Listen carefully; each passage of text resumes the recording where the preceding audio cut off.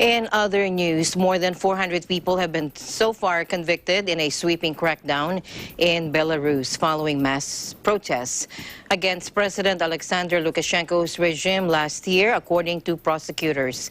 The ex-Soviet country was gripped by months of demonstrations after Lukashenko claimed re-election in an August vote that the opposition and Western diplomats said was rigged. Take a look. As the demonstrations subsided, activists, protesters, and journalists were prosecuted, and the court system has since become a conveyor belt of guilty verdicts.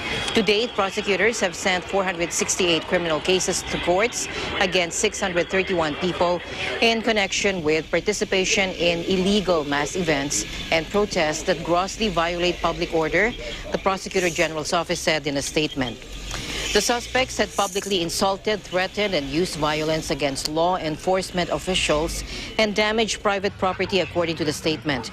Prosecutors listed examples of people they had pursued, including a 35-year-old man who had posted insulting comments against law enforcement on the Odnoklassniki social network.